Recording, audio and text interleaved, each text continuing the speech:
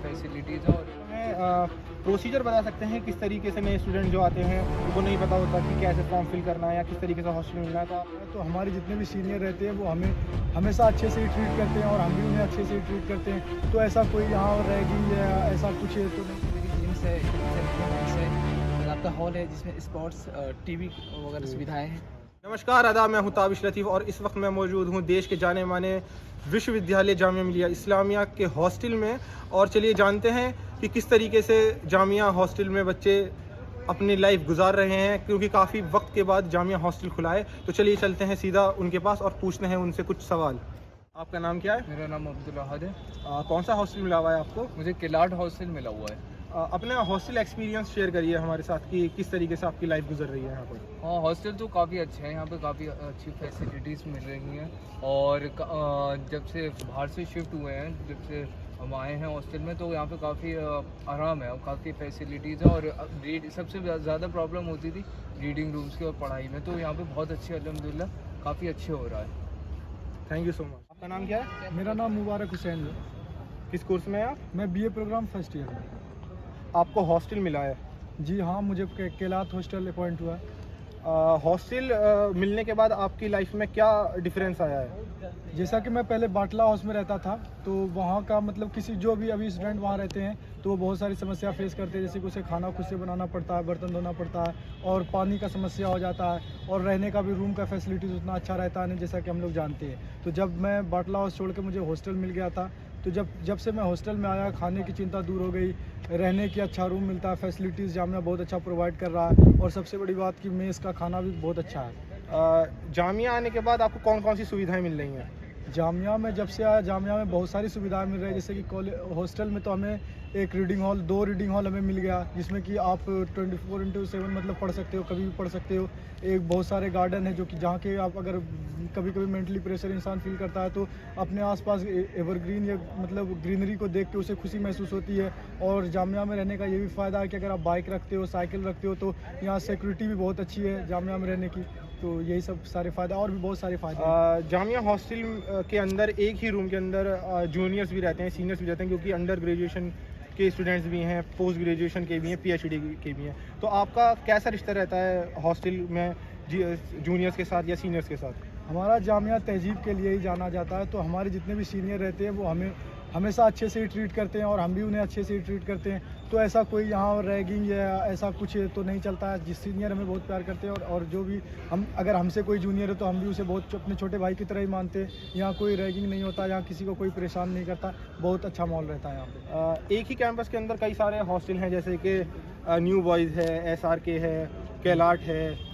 तो आपको इन सब में, आपने कहा जैसे कि आप में कैलाट में रहते हैं, तो और हॉस्टल के में क्या मेजर डिफरेंस दिखाई दिया आपको, या सारे एक से ही लगते हैं आपको अंदर से? नहीं, मेजर डिफरेंस तो नहीं कह सकते, लेकिन सारे हॉस्टल तो बहुत सारे हैं। मतलब अब आपको डिपेंड करता है। जैसे मैं कैलात में रहता हूँ तो मुझे ऑब्वियसली कैलात अच्छा ही लगता है, क्योंकि आप रहते रहते आपका एक ये पॉइंट ऑफ व्यू बन जाता है। और इवन कि हॉस्टल बहुत सारे अच्छे, किसी को न्यू बॉयज़ भी अच्छा लगता है, किसी को FRK अच्छा लगता है, किसी को SRK भी अच्छा लगता है, लेकिन मुझे कैलात ही अच्छा लगता है। इसलिए अच्छा लगता है क्योंकि कैलात हॉस्टल थोड़ा गर्मी में थोड़ा ज़्यादा राहत देता है, ठंड हॉस्टल है। और FRK का भी अप्रिसिएशन लोग करते हैं, तो FRK भी बहुत अच्छा हॉस्टल है। तो आपको हॉस्टल के मैनेजमेंट से कोई परेशानी है? जब हमें मैनेजमेंट से परेशानी होती है तो हमें प्रोटेस्ट करने का भी यहाँ हक होता है। अगर कोई भी दिक्कत होती है खाने में या कोई भी परेशानी होती है, सिक्योरिटी कभी ब्रीच होती है, तो हम अपने वार्डन से और हम अपने प्रोवोस्ट से डायरेक्ट बात करते हैं। अगर बात नहीं मानी जाती है तो हमारे यहाँ के स्टूडेंट भी बहुत ज़्यादा सपोर्टिव है, तो हम कभी प्रोटेस्ट कर कभी मतलब हर एक तरीका अपना कर अपनी बात मनवा लेते हैं, तो ज़्यादा बहुत दिक्कत नहीं होती। आप हमें थोड़ा सा फीस स्ट्रक्चर के बारे में बताइए और किस तरीके से आपको हॉस्टल मिला है जामिया आने के बाद, वो भी थोड़ा सा हमारे व्यूअर्स को बता दीजिए। फीस स्ट्रक्चर के बारे में तो मैं ये बता देना चाहता हूँ आप लोगों की, जामिया अगर आप दिल्ली में रह रहे हो तो जामिया उस हिसाब से जामिया बहुत ही सस्ता है। जिस हिसाब से जामिया फैसिलिटीज़ प्रोवाइड करा रहा है उस हिसाब से बहुत ही सस्ता है, क्योंकि हमारा पर मंथ अगर आप जोड़ोगे तो 4400 ही लगता है, जो कि बहुत ज़्यादा अमाउंट दिल्ली में रहने का नहीं है। यहाँ हर एक फैसिलिटीज़ हमें प्रोवाइड कराई जाती है। और जैसा आपने पूछा कि हॉस्टल में आने का प्रोसीजर क्या है, तो वो तो हमारा मतलब 10-12 जिस हिसाब से अगर आपका मार्कशीट है, आपकी परसेंटेज आपके प्रीवियस एग्ज़ाम में क्या है, उस हिसाब से यहाँ हॉस्टल अलॉट है। बहुत बहुत शुक्रिया, आपने जामिया हॉस्टल के बारे में इतना बताया और मैं यही कामना करता हूँ आपकी हॉस्टल लाइफ और भी अच्छी गुजरे। आपका नाम क्या है? मेरा नाम शकील फरमान है। कौन सा हॉस्टल मिला हुआ है आपको? मुझे भीमराव अम्बेडकर हॉस्टल मिला है। जामिया हॉस्टल में कौन कौन सी सुविधाएं आपको उपलब्ध हैं? जामिया हॉस्टल में बहुत सारी सुविधाएं उपलब्ध हैं, जैसे कि जिम्स है, इस तरीके से रीडिंग हॉल्स है, बाकायदा हॉल है जिसमें स्पोर्ट्स टीवी वगैरह सुविधाएं हैं, और इसके अलावा जो है क्लीन हर चीज़ें मिलेंगी आपको, मेज़ हो, हॉस्टल्स हो, वॉशरूम हो, सारी चीज़ें बिल्कुल क्लीन दिखती हैं। जामिया हॉस्टल आने के बाद आप अपनी पढ़ाई ठीक तरीके से कर पा रहे हैं या पहले ज़्यादा करते थे या आप कम कर रहे हैं? जामिया हॉस्टल में आने के बाद पढ़ाई अच्छी तरह से होती है, क्योंकि बटला हाउस में थे तो इससे काफ़ी दिक्कत आती थी। वो ऐसा ही इसलिए चूँकि वहाँ पे हर चीज़ें अपने हाथ से करना पड़ता था, लेकिन यहाँ आने के बाद टाइमली खाने मिलते हैं, हर चीज़ें टाइमली होती है, तो जाहिर सी बात है टाइम मैनेजमेंट होता है, तो अच्छे से स्टडी कर पाएंगे आप। Thank you so much. आपका नाम क्या है? मेरा नाम अरसलान शमसी है। कौन सा हॉस्टल मिला हुआ है आपको? मुझे EJ कैलाट हॉस्टल मिला है।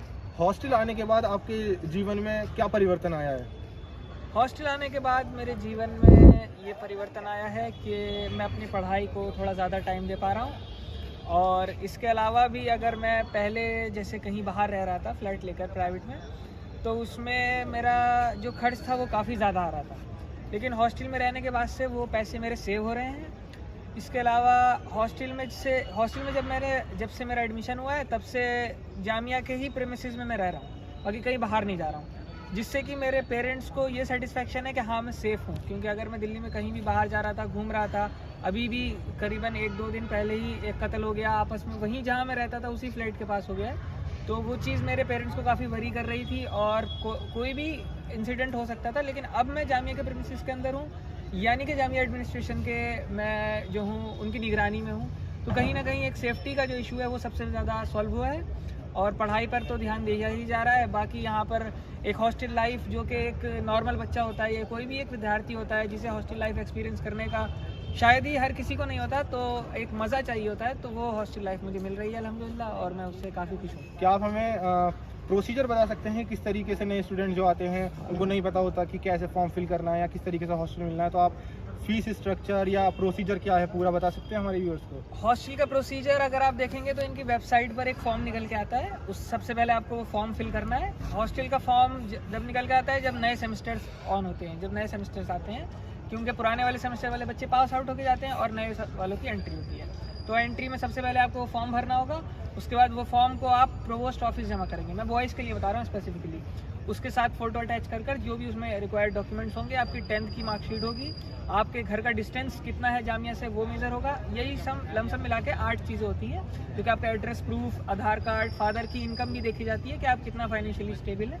ये सब के बाद आपको सारे डॉक्यूमेंट्स जमा करने होंगे प्रोवोस्ट ऑफिस, 200 रुपये की एक रसीद कटेगी। उसके बाद जामिया ही एक डेट निकालेगी, मुकर्रर करेगी, जहाँ पर आपके कोर्स के या कई सारे कोर्सेज़ के एक साथ इंटरव्यूज़ होंगे। इंटरव्यूज़ में जो प्रोवोस्ट होंगे वो आपका इंटरव्यू लेंगे, वो देखेंगे कि आप कितने काबिल हैं, कि आपसे बेहतर भी कोई है, आपको कितनी ज़रूरत है। आप उन्हें बता सकते हैं कि हाँ भाई मैं परेशानी में रह रहा हूँ, या मुझे सेफ्टी का कंसर्न है, या मुझे फूड का कंसर्न है, या मैं पढ़ाई नहीं कर पा रहा हूँ। इस सारा इंटरव्यू के बाद आपके मार्क्स अलॉट होंगे, या जो भी उसका प्रोसेस होगा, उसके बाद लिस्ट आउट होगी। उसके बाद आपकी सीनियरिटी भी देखी जाती है कॉलेज में, एक वो भी प्रायोरिटी रहती है कि आप कितने सीनियर हैं। जैसे फर्स्ट ईयर के हैं तो आपके थोड़ा कम है चांसेस मिलने के, और थर्ड ईयर के इन कंपैरिजन टू ज़्यादा है। इस तरीके से ये सारा प्रोसेस होता है। उसके बाद फाइनेंशियल प्रोसेस होता है, नाम आ जाता है, बैंक में रसीद जाती है, और आप यहाँ पे कैसे। Thank you so much Arsalan, आपने इतनी सारी इन्फॉर्मेशन दी हमें, और मैं ये कामना करता हूँ कि आपका जो हॉस्टल की लाइफ है और अच्छी गुजरे और बहुत सारी आप यादें लेके जाएँ। शुक्रिया। Thank you so much. जैसे कि आपने देखा कि हमने काफ़ी सारे स्टूडेंट से बात करी, उन्होंने अपना हॉस्टल एक्सपीरियंस हमारे साथ शेयर करा। ऐसे ही और वीडियोस के लिए हमें देखते रहिए। कैमरामैन रैयान अल हसीन के साथ ताबिश लतीफ़।